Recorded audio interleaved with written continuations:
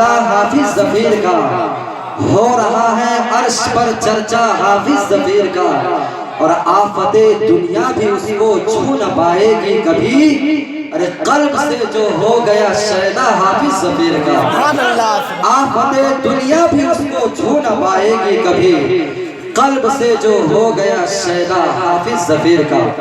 اور کچھ اشعار اور ہوئے ہیں کہ کتنا اونچا رتبہ ہے حافظ ظفیر کا۔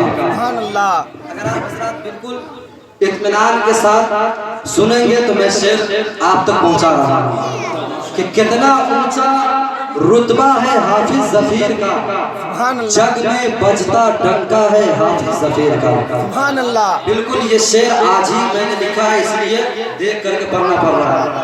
کتنا اونچا رتبہ ہے حافظ ظفیر کا، بج رہا ہے جگ میں ڈنکا حافظ ظفیر کا، اب دنیا سے گئے ان کو عرصہ ہو گیا، دنیا سے گئے ان کو عرصہ ہو گیا، لیکن چلتا اب بھی سکہ ہے حافظ ظفیر کا۔ نعرہ تکبیر، نعرہ رسالت، عرص مقدس، نعرہ تکبیر، زندہ باد، اللہ اکبر۔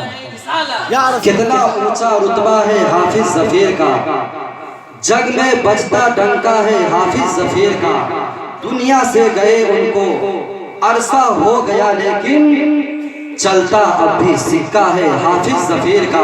اور آخری شعر کہ کتنے شیش محلوں کو چکنا چور کر ڈالا، کتنے شیش محلوں کو چکنا چور کر ڈالا، ایسا علمی نسخہ ہے حافظ ظفیر کا، ایسا علمی نسخہ ہے حافظ ظفیر کا۔